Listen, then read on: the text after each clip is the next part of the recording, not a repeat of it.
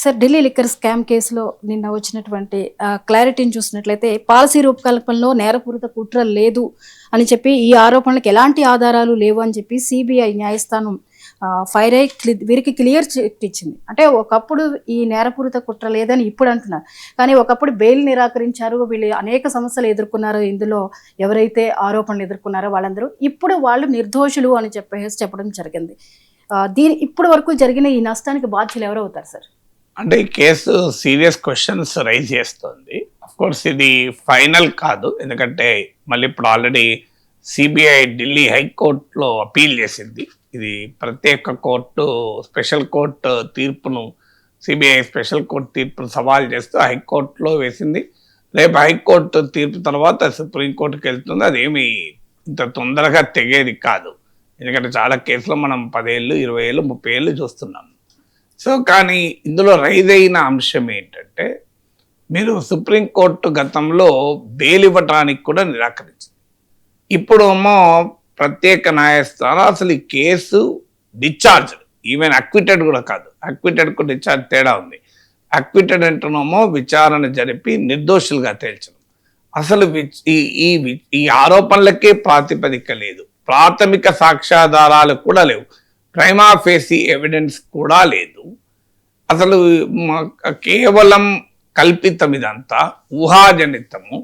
తాము ముందుగా రాసుకున్న స్క్రిప్ట్ ప్రకారం కేసు పెట్టారు.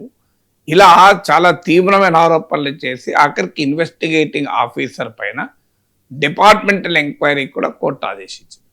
మరి అంతకుముందు ఏ ప్రైమా ఫేసి ఆధారాలు లేకపోయినా బెయిల్ ఎందుకు ఇవ్వలేదు? ఇప్పుడు మనీష్ సిసోడియా 530 days జైల్లో ఉన్నాడు, మామూలు విషయం కాదు కదా. So right to Liberty is a fundamental right. So ఆ ఫండమెంటల్ రైట్ను హరించినందుకు ఎవరు బాధ్యత వహించాలి? పొలిటికల్ డ్యామేజ్ తీసుకుంటే ఆయన డిప్యూటీ చీఫ్ మినిస్టర్ పదవి పోయింది, ఆఖరికి ఎమ్మెల్యేగా కూడా ఓడిపోయాడు, ఆమ్ ఆద్మీ పార్టీ అధికారం కూడా కోల్పోయింది. కేజ్రీవాల్ ఢిల్లీ ముఖ్యమంత్రిగా ఉంటూ 156 days జైల్లో ఉన్నాడు. నిన్న కోర్టు అన్నది, కాన్స్టిట్యూషనల్ పొజిషన్లో ఉన్న వ్యక్తి పైన ఏ ఆధారాలు లేకుండా కేసు పెట్టడం రూల్ ఆఫ్ లా, చట్టబద్ధ పాలనకు వ్యతిరేకం అని కోర్టు చెప్పింది. మరి దీనికి బాధ్యత ఎవరు వహించాలి? సో మీకు ఒక చీఫ్ మినిస్టర్ 156 days జైల్లో ఉంటే పాలన పైన ప్రతికూల ప్రభావం పడుతుంది. చివరకు ఆయనను విడుదల కావడానికి కూడా ప్రాతిపదిక ఏంటి? ఆధారాలు లేవని కాదు, ప్రొలాంగ్డ్ ఇన్కార్సిరేషన్, అంటే సుదీర్ఘకాలం జైల్లో ఉంచడం, అది కూడా కరెక్ట్ కాదు. బెయిల్ లేకుండా, అలాగే మీకు సాక్షులు 100 కొద్ది ఉన్నారు, ఇది చాలా సమయం పడుతుంది, ఇంకా ట్రయల్ కూడా మొదలు కాలేదు అనే గ్రౌండ్స్ పైన కేజ్రీవాల్కు బెయిల్ ఇచ్చారు. సో మరి ఈ న్యాయ ప్రక్రియలో ప్రాసెస్ ఇస్ ద పనిష్మెంట్ అంటారు. అంటే ఆఖరికి దోషిగా తేలుతుంది కాదు. మన దేశంలో మన క్రిమినల్ జస్టిస్ సిస్టంలో ఎవరిపైనైనా కేసు పెట్టి ఎంతకాలమైనా జైల్లో పెట్టి వాళ్ళను ఆఖరికి ప్రాసెసే పనిష్మెంట్గా, ఏ తప్పు చేసినా చేయకపోయినా జైల్లో పెట్టవచ్చని ఈ కేసు మరోసారి రుజువు చేసింది. ఢిల్లీ లిక్కర్ పాలసీలో ఏమీ ఉందా లేదా అనే డిబేట్లకు నేను వెళ్ళడం లేదు, నేను కాదు డిసైడ్ చేయాల్సింది, అది కోర్టులు డిసైడ్ చేయాలి. కానీ నిన్న ఢిల్లీ ప్రత్యేక న్యాయస్థానం ఇచ్చిన తీర్పు ప్రకారం ఆ తీర్పే నిజమైతే మరి ఏ తప్పు చేయకపోయినా ఎందుకు జైల్లో ఉండాలి, ఎందుకు అరెస్ట్ కావాలి, ఎందుకు బెయిల్ కూడా రాకూడదు, ఎందుకు పదవి కోల్పోవాలి, దీనికి ఎవరు బాధ్యత వహించాలి? సో మీకు ఇలాంటి చట్టాలు, కఠిన చట్టం, పిఎంఎల్ఏ చట్టం, ఇలాంటి చట్టాలు ఏంటి అంటే బెయిల్ కూడా రాదు. సో అందువల్ల ఈ సీరియస్ క్వశ్చన్స్ రైజ్ చేస్తున్నది మన లీగల్ ప్రాసెస్ పైన. కనీసం ఒక ముఖ్యమంత్రి పైన పట్టిన కేసు అయినా 6 నెలలు 3 నెలల్లో, నెల రోజుల్లో, 15 రోజుల్లో తేల్చేయచ్చు కదా. ఆయన బెయిల్ ఇస్తే వచ్చే ప్రమాదం ఏంటి అనే క్వశ్చన్ ముందుకు వస్తుంది. అంటే ఆయన సాక్ష్యాధారాలను తారుమారు చేస్తాడు, సాక్షుల్ని ప్రభావితం చేస్తారంటూ బెయిల్ ఇవ్వరు. అదే ఇక్కడ సాక్షులే లేరు, సాక్ష్యాధారాలే లేవని కోర్టు చెప్తోంది. అందువల్ల దిస్ రైజెస్ సీరియస్ క్వశ్చన్స్. ఎలా మన దేశ ప్రజాస్వామ్యంలో రాజకీయ ప్రత్యర్థుల్ని వేటాడి వెంబడించి వారిని ప్రజాక్షేత్రంలో ఓడించలేనప్పుడు రాజకీయ ఆరోపణలతో ఓడించవచ్చు అని. ఇది మొదటిది. రెండవది పవర్ పొలిటికల్ నరేటివ్. కోర్టులో ఏమైంది, చట్టం ఏంటి, దోషి నిర్దోషి అనే దాంతో సంబంధం లేదు. ఎంత బలమైన పొలిటికల్ నరేటివ్ బిల్డ్ చేయగలిగితే నేరము జరిగిందా జరగలేదా అనే దాంతో సంబంధం లేకుండా రాజకీయపరమైన శిక్ష అయితే వేయచ్చు. కోర్టులో శిక్ష పడుతుందా లేదా, చట్టం ప్రకారం శిక్ష పడుతుందా లేదా తెలియదు, కానీ ప్రజా కోర్టులో మాత్రం కేవలం పొలిటికల్ నరేటివ్తో శిక్షలు వేయవచ్చు అని ఈ ఎపిసోడ్ తెలియజేస్తుంది. అంటే మీకు కనీసం న్యాయస్థానంలో కోర్టులో శిక్షలు పడాలన్నా ఎవిడెన్స్ ఉండాలి, లీగల్లీ టెనబుల్ చట్టపరంగా నిలబడగలిగేటువంటి ఎవిడెన్స్ ఉండాలి. కానీ ప్రజా కోర్టులో శిక్షలు పడాలి అంటే ఇవేదే అవసరం లేదు. నువ్వు ఎంత సమర్థవంతంగా ఒక పొలిటికల్ నరేటివ్ క్రియేట్ చేయగలవు, నీకున్న మీడియా సహకారంతో, సోషల్ మీడియా సహకారంతో ప్రజల్ని ఎలా నమ్మించగలవు అనే దానిపైనే ప్రజా కోర్టులో శిక్ష ఉంటుంది. ఎవిడెన్స్తో సంబంధం లేదు, కేసు పురాపరాలతో సంబంధం లేదు, చట్టబద్ధంగా నిలుస్తుందా లేదో సంబంధం లేదు, ఆధారాలు ఉన్నాయా సంబంధం లేదు. ఇప్పుడు కేజ్రీవాల్ ఉదాహరణ దీనికి క్లాసిక్ ఎగ్జాంపుల్. ఇప్పుడు ఢిల్లీ ప్రత్యేక న్యాయస్థానం ఇచ్చిన తీర్పు ప్రకారం అయితే కేజ్రీవాల్ ఎందుకు ఓడిపోయాడు, ఎందుకు ప్రజల ముందు దోషిగా నిలబెట్టబడ్డాడు? సాక్ష్యాలుండి కాదు, కేసుండి కాదు, నేరం చేసి కాదు, డబ్బు తిని కాదు. ఎందుకు అంటే భారతీయ జనతా పార్టీ సమర్థవంతంగా సెంట్రల్ ఏజెన్సీస్ని ఉపయోగించి కేసు పెట్టి అరవింద్ కేజ్రీవాల్ ఆమ్ ఆద్మీ పార్టీ పొలిటికల్ నరేటివ్నే బ్రేక్ చేసింది. ఎందుకంటే Aam Aadmi Party India against corruption ఉద్యమంలో యూపీఏ 2 హయాంలో జరిగిన కుంభకోణాల నేపథ్యంలో పుట్టిన పార్టీ. సో ఆ పార్టీకి ప్రాతిపదికే clean politics, good governance. So good governance అనే అంశం పైన ఆప్ను ఓడించలేదు కనుక బీజేపీ, ఎందుకంటే బీజేపీ ఇంతకన్నా మెరుగైన సుపరిపాలన ఇస్తుందని భారతీయ జనతా పార్టీ ప్రజలు నమ్మించలేదు. అందులో అది ఢిల్లీ నగరం, అర్బన్ ఓటర్స్, రాజస్థాన్, మధ్యప్రదేశ్, ఉత్తరప్రదేశ్ లాగా వెనుకబడిన సమాజాలు కావు. సో ఇవి మోర్ అవేర్నెస్ ఉండేటువంటి సిటీ గనక ప్రజాక్షేత్రంలో తాము మెరుగైన సుపరిపాలన ఇస్తామని ప్రామిస్ చేసి ప్రజల్ని ఒప్పించడం సాధ్యం కాదు గనక ఆమ్ ఆద్మీ పార్టీ రాజకీయ ఉనికికి మూలమైన క్లీన్ పాలిటిక్స్ అనే దాన్ని దాడి చేశారు, దాన్ని డిస్మాంటిల్ చేశారు, దాన్ని డిమాలిష్ చేశారు.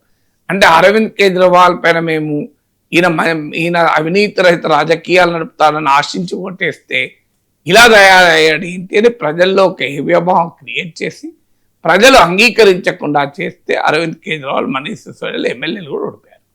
అంటే న్యాయస్థానంలో నిలబడకపోయినా ప్రజా కోర్టులో పబ్లిక్ ఒపీనియన్ మ్యానిపులేట్ చేయడం ద్వారా, పొలిటికల్ నరేటివ్ బిల్డ్ చేయడం ద్వారా శిక్షించవచ్చు అనేది ఈ కేసు రెండవ ఉదాహరణ. మూడవది ఏంటి అంటే how central agencies pattern. Kejriwal మొదటి వ్యక్తి కాదు, చివరి వ్యక్తి కాదు. నరేంద్ర మోడీ ప్రధానమంత్రి అయ్యాక సిబిఐ, ఈడీ పొలిటీషియన్ల పైన పెట్టిన కేసుల్లో 95% ప్రతిపక్షాల పైన పెట్టిన కేసు. అందులో ఇది ఒక చక్కటి ఉదాహరణ.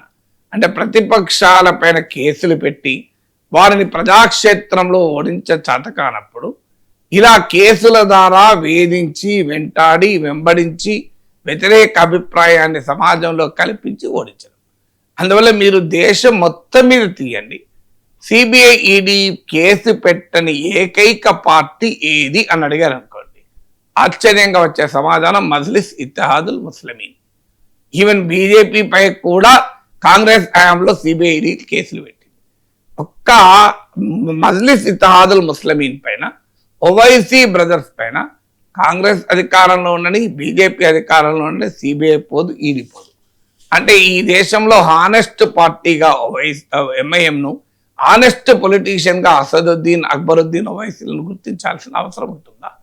ఎందుకు మరి? ఈ కారణం ఏంటంటే ఎంఐఎం బీజేపీకి ఉపయోగపడుతుంది. బీజేపీకి ఎలా ఉపయోగపడుతుందంటే ఎంఐఎం ముస్లిం ఓట్ను తన వైపు తిప్పుకొని బీజేపీ వ్యతిరేక సెక్యులర్ పార్టీస్కి వచ్చే ఓటును రాకుండా చేసి పరోక్షంగా బీజేపీ బలాన్ని పెంచుతోంది.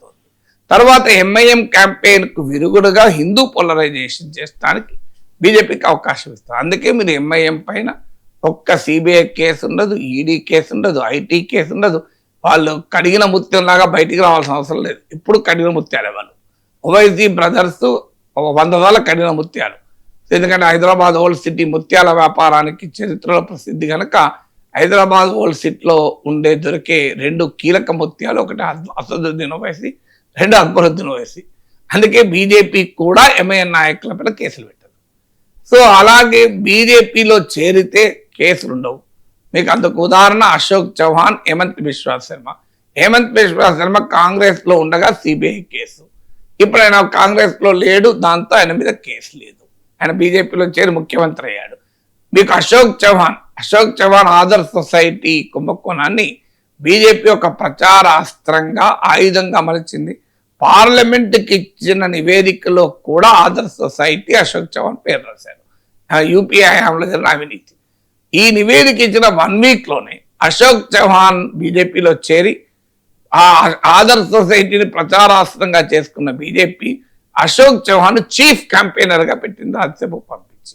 అలాగే మమతా బెనర్జీ ఎప్పుడైతే ఇండియా కూటమిలో ముసలం లాగా మారిపోయారో, ఇండియా కూటమి యునైటెడ్ గా ఉండకుండా శాయశక్తిలా మమతా బెనర్జీ రాజకీయం చేస్తుంది. అందుకే మీరు గమనించండి, అభిషేక్ బెనర్జీ జైలుకు పోడు, ఆయన పైన చిట్ ఫండ్ స్కామ్ లో ఇప్పుడు ఏమైనా బెంగాల్ ఎలక్షన్ల ముందు పోతే చెప్పలేం, కానీ ఇప్పటి వరకు ఏ శిక్ష ఉండదు.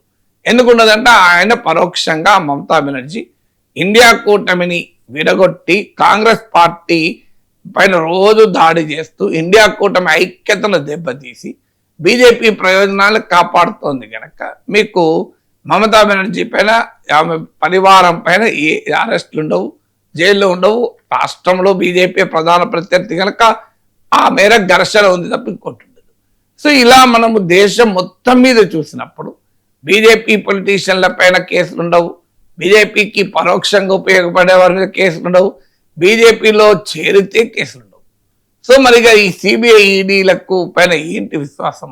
నిజంగా ఇది దేశ ప్రజాస్వామ్యం పైన, దేశంలో ఉన్న ఇన్స్టిట్యూషన్స్ పైన ప్రజల విశ్వాసాన్ని దెబ్బతీస్తే ప్రజాస్వామ్యానికి ప్రమాదకరం కాదు. కేజ్రీవాల్ రేపు 3-4 ఏళ్ళ వరకు ఎలక్షన్ లేవు.